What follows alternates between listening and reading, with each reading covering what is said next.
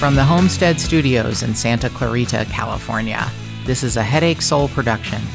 Welcome to Just the Tip-Sters, America's favorite true crime podcast, and I'm your host, Melissa Morgan.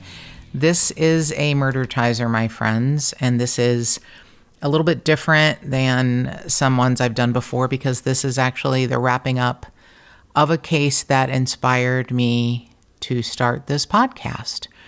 So I want to say a few mentions up front.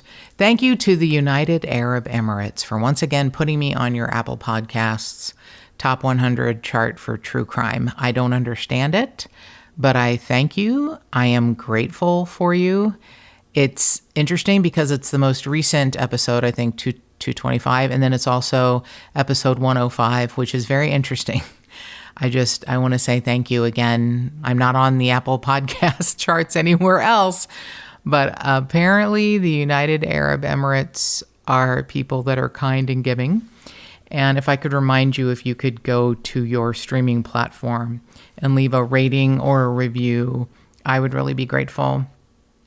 That is how others find the podcast, and I'm just going to say we need some finding. Apple Podcasts is the largest platform with the most amount of reach, but I am grateful for any reviews on any streaming platform. It really means a lot, and I'm really grateful for that.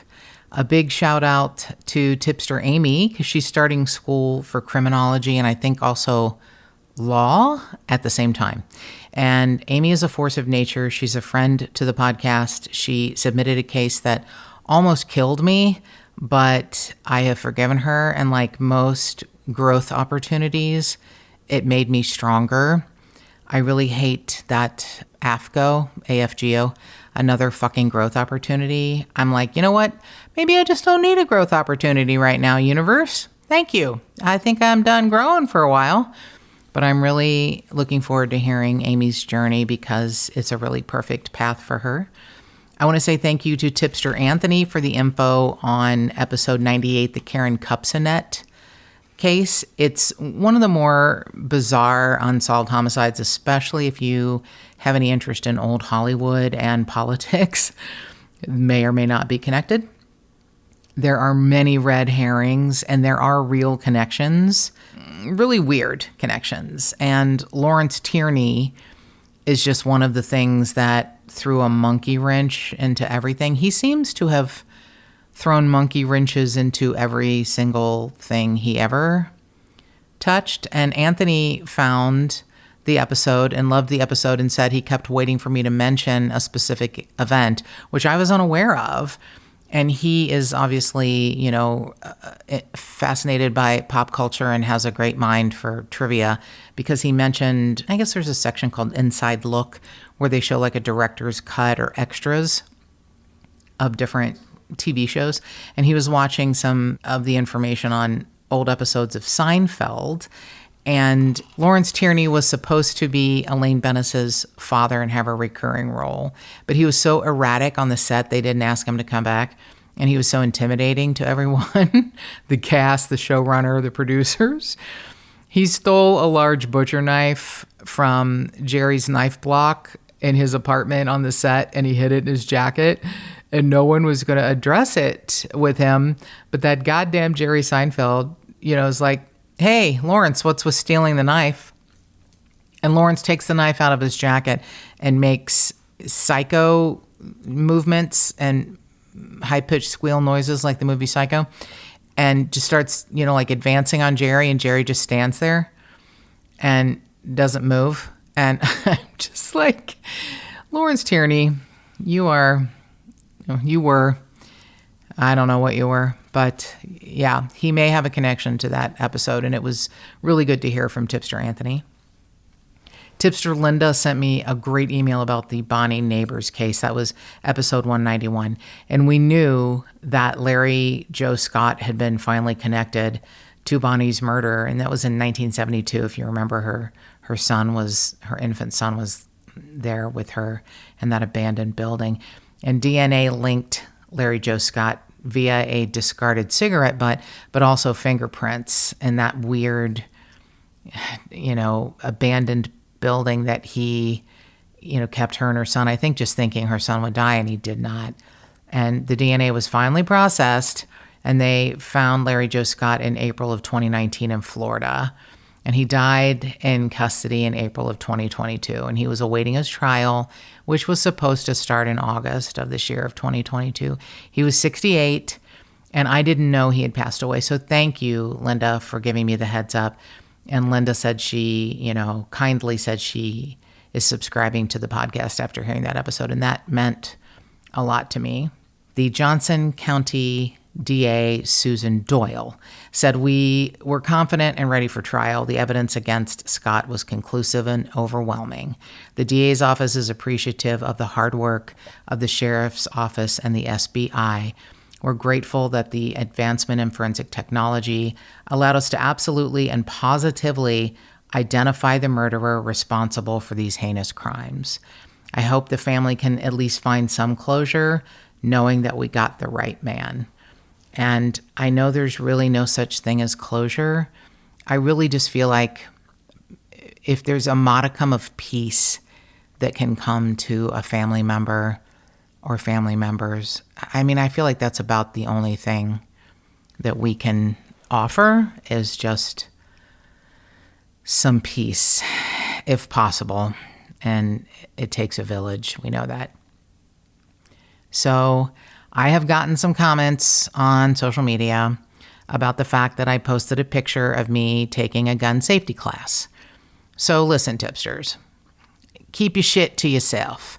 I don't want to know if you want me to get a gun, and I don't want you to know if you don't want me to get a gun. So here's the thing. Since Mark has passed, every friend of mine in law enforcement, male, female, non-binary, canine, have all suggested that I get a gun because I'm a woman alone. I have never had a gun, never wanted a gun, never felt like I needed a gun. And I still don't know that I'm going to get one. I have, however, been fascinated by guns and have wanted to try going to a shooting range. So the only experience I've ever had with a gun was a rifle. I don't even know the difference. As a child, I was probably 10 or 12. My grandfather took me to a turkey shoot, and I was so ignorant. I thought we would be shooting turkeys, and I told him no. And then, and started to cry. And then he told me it would be clay pigeons. And I'm like, okay. And he set me up, and the gun had such a kickback that my shoulder hurt until I was 42. So I just really Mark never wanted a gun. I never wanted a gun. I don't know.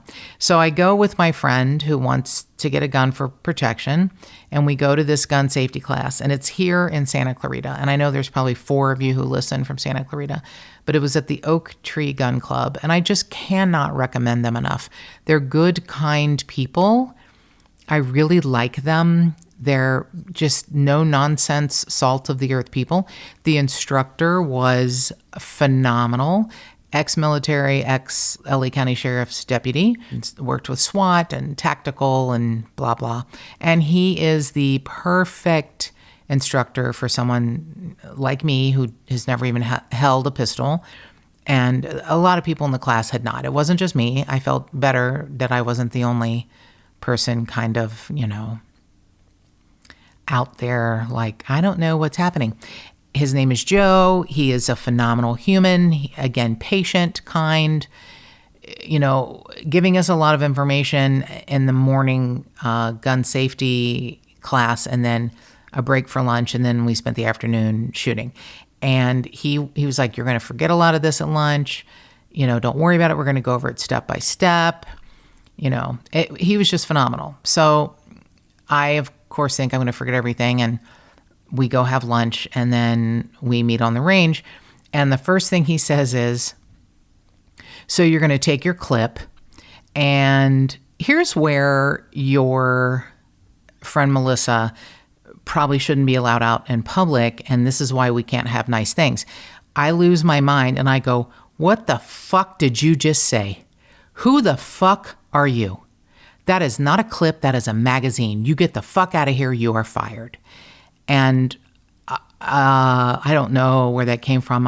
Occasionally I'm possessed. And he raised his hand and I thought, this is it. This is when you fucking mouthed off enough that he's going to fucking hit you or shoot you and you deserve it.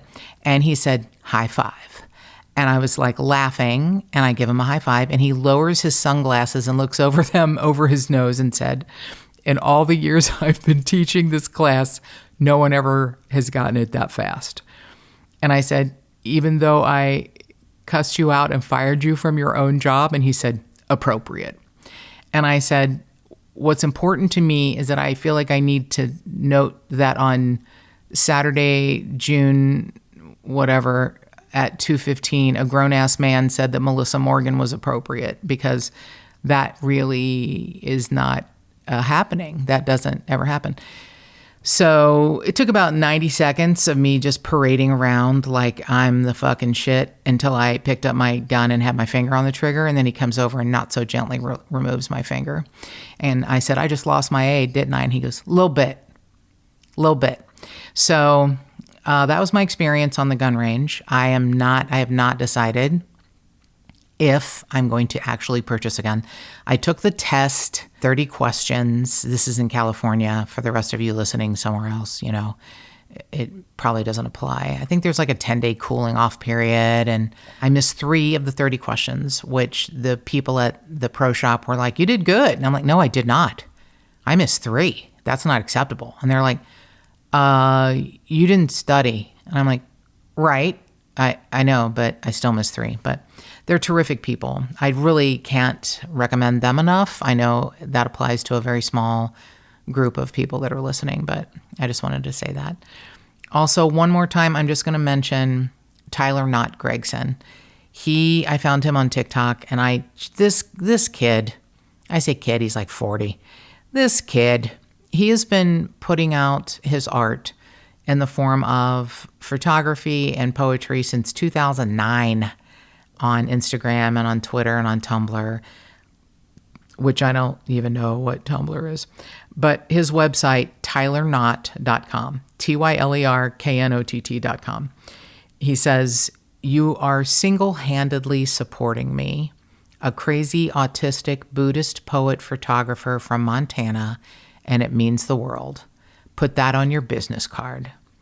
And I do support him. It's a small amount every month. I feel his art in the world is worth it. He is priceless, this guy. He is, married to the love of his life. They live in what looks like an old farmhouse in Montana, and he does so many things. He performs weddings, I guess, on the property. He is a photographer. He's walking art. He is walking art. He's, gorgeous. His wife is gorgeous, and they don't even know it. They're beautiful. They shine from the inside out. And if you're having a shit day or feeling bad, I beg of you to just look at his website, find him on TikTok or on Twitter or on Instagram, because I'm telling you, your day is going to be better. He's just a phenomenal dude.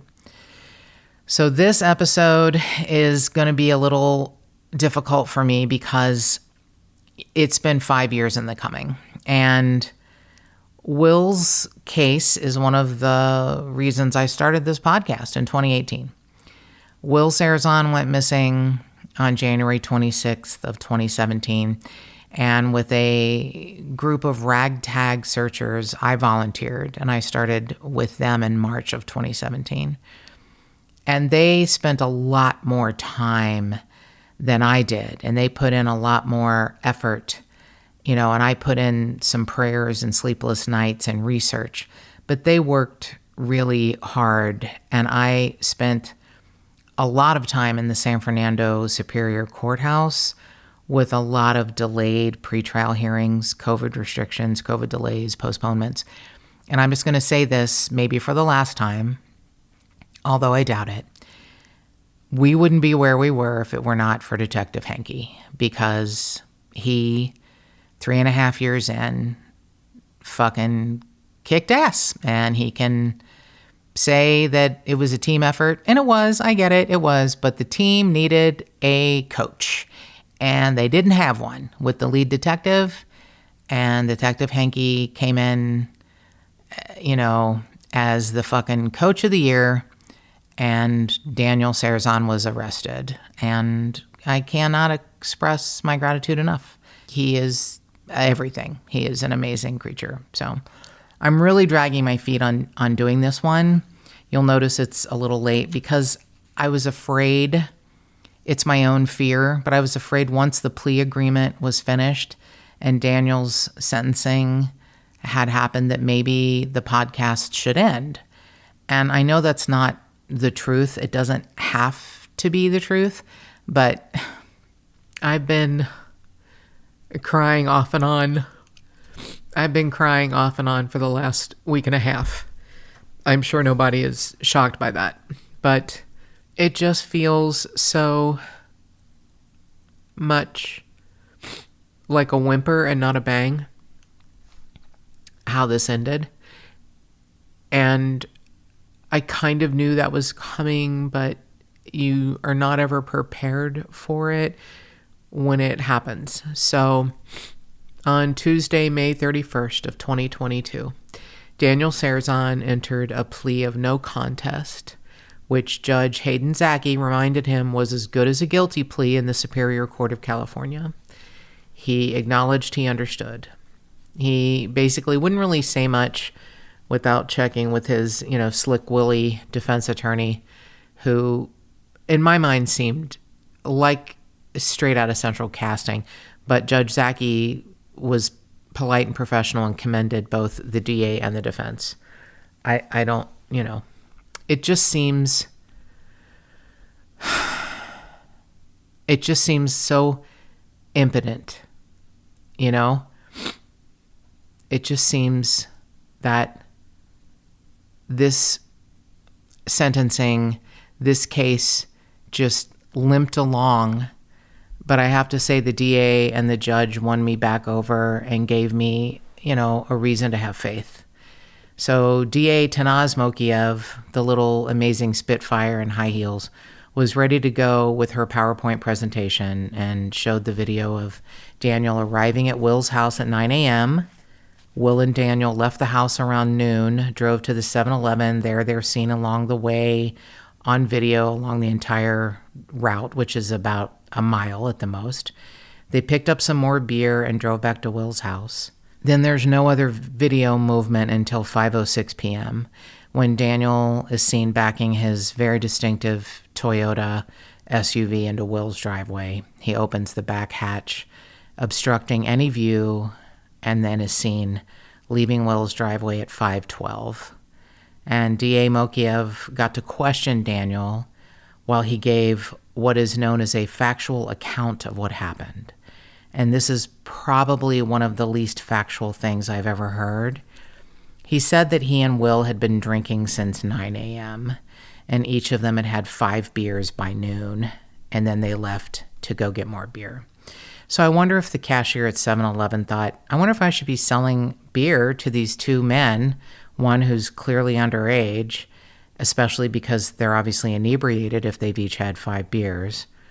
So, and before you come at me and say that, maybe Will wasn't drunk with 5 beers, he was a very small man. He was very slight, didn't have a lot of body weight. Maybe he could pack it away, maybe. But beyond that, Linda Cierzan was in court directly in the aisle in front of me, the row in front of me, and was shaking her head at most everything Daniel said. But the thing she shook her head most vigorously at was the early morning drinking scenario. So Daniel went on to recount that Will started talking shit about his father, Chuck Cierzan, Will's own younger brother, about how he raised Daniel. And then, because Daniel's so noble, he said, hey, don't talk about my dad like that. And Will took a swing at him after they've been drinking all day. And then he swung back, and Will fell into his computer table and hit his head and died. Huh. Well, I wonder how a half circle of blood spatter ended up behind Will's recliner. like he had been seated when someone bludgeoned him. So, I understand bad things happen when cocktails are involved, and I use the word cocktails loosely. I just don't really drink much. As an example, I probably haven't had a drink in a couple years, 2-3 years. And my friend Lisa was visiting me a few weeks ago, and I have a neighbor that has opened a bar. It's just a beer and wine bar. And I don't drink either of those things, but I wanted to be supportive. So we went to her bar one night with Lisa, and it was an experience, not a lot of experience in my world and hanging out in dive bars. I'm quite sure with Lisa also. We each had something called a Truly, which is like a hard seltzer, I think. It says 5% alcohol. So I drank half, and it was like mixed berries. It was a lovely flavor. And I was like getting nauseous, and I was like, Lisa, I don't feel good. I have to go home. We have to go home. And she's like, but you had 2.5% alcohol. And I'm like, I don't care. So just to let you know, and if someone has had, let's say they've each had a dozen beers, I would find that hard to believe, but and the DA even said, did you have anything to eat? And he said he couldn't recall. I guess if you've had that many beers, you may not be able to recall. But, she would show him his own statements, show him the video, how what he was saying couldn't have been true, and said, do you need more time to formulate an answer? And he's just devoid of any goddamn humanity. So let's just say it happened the way he said. He said, my uncle hit me several times in the face. I remember it was in the jaw and in the face, okay, even though there was no sign of bruising or whatever. He said he struck Will back, in defense, and Will hit his head. So would a normal person call 911 or try to render some sort of aid? I think so. So why would you let your uncle die, attempt poorly to clean up, shove his body into the back of your SUV, and then, in his own words, dump him in a dumpster at a CVS drugstore?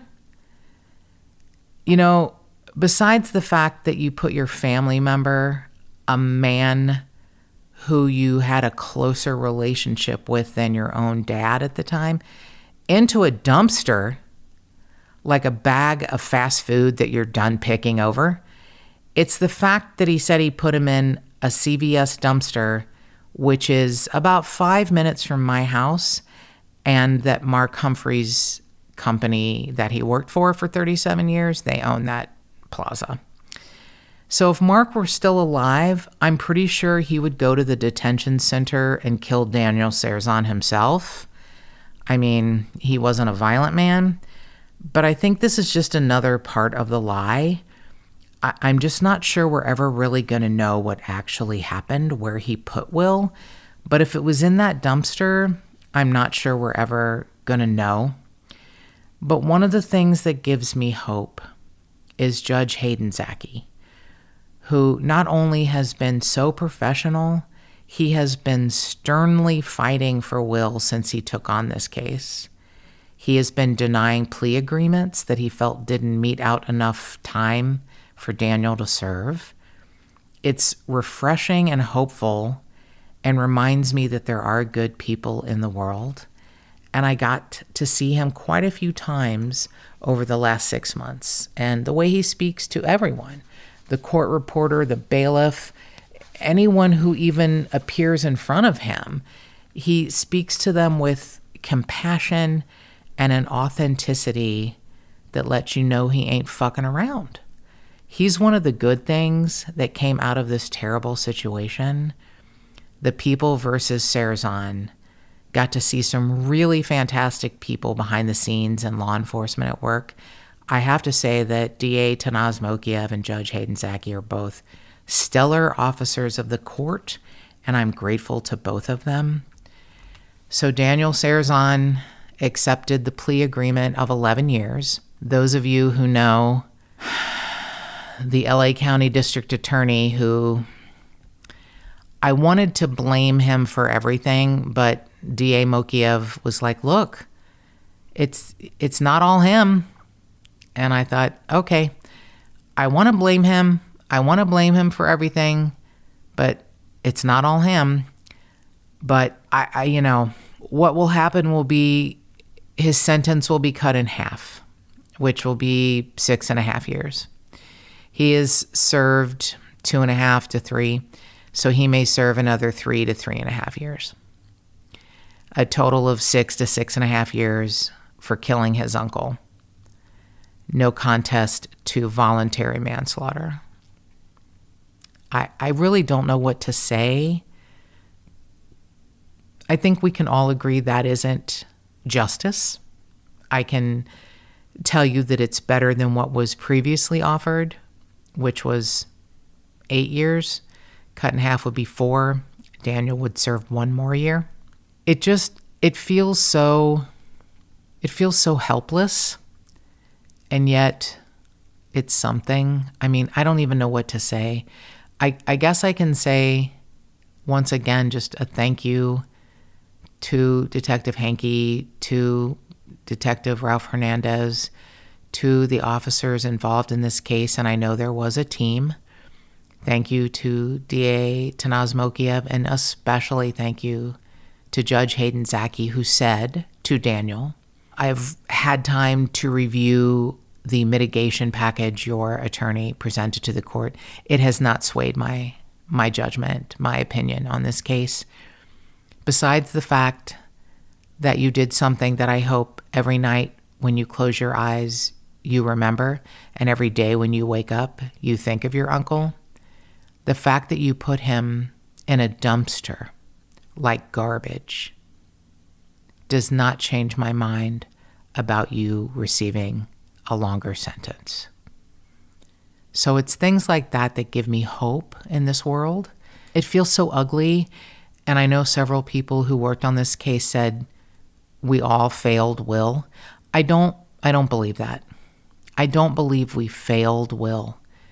I believe we all tried as hard as we could to the best of our ability to get the most amount of time, which should, i.e., equal justice. And the point is, it's not. There's no justice in this case. There's no finality. There's no closure. The only small modicum I think that we can offer Linda Cierzan, Will's sister, Andrea, and the other members of the family who loved and miss Will is some sort of peace. At some point, hopefully, some sort of peace. And I know that doesn't sound like a lot, but I can tell you as someone who has lost her partner in the last year, the moments of peace are priceless. And I know we're talking two different things. I would not dare to compare my process of grieving with Linda's process, but loss is loss, and I'm really big on not quantifying pain. Pain is pain. I know the few moments of peace that I have, the few moments I can laugh, which someone told me, you're going to find your smile again. And I thought, you can go fuck yourself. I may never smile again. But I am. I can smile looking back at the time I had with Mark, which was a gift. And I know Linda knows and feels that every day of her 28 years with Will was a gift. It is nothing less than a tragedy that it was cut shorter than they thought, that she has to spend her remaining time without her beloved. It's nothing less than a tragedy. But I am still so grateful to those that worked so hard to get something, anything. I am grateful for the process. I know we live in a difficult place sometimes, all of us, but I still feel like our justice system, while definitely needing overhauling, especially sentence reform, it's still the best system in the world. And Daniel Cierzan will spend the next at least 3.5 years before he could ever even be considered for parole, thinking about the system that he's going to live in. And I hope it's as awful as I think it should be, especially for people like him. And I don't know that a really crappy situation will give him any humanity, but we can hope for that. We can hope that he finds something inside himself. I'm not going to spend a lot of time hoping for that because I feel like that's a waste of whatever energy I have left. But I want to say thank you, Tipsters, for going on this journey with me. And I'm still going to continue to do the podcast. I am hoping to keep up the schedule that I have. It's because of you that I do this, because of your love and support. Selfishly, it's for me too, because I do love doing it. But I thought this might be where I should wrap it up. But I'm going to continue to do it. And I am so grateful to you. If you have a tip on a missing person or an unsolved homicide, or if you just want to suggest a case, please give me a call at 832-TIPSTER. That's 832-847-7837. You can email me at jttipsters@gmail.com. I'm on any of the social media platforms. We have a Just the Tipsters Facebook page, at JT Tipsters on Instagram, at JT Tipsters Pod on Twitter. I love all of you, and I am so grateful to all of you. And more cowbell.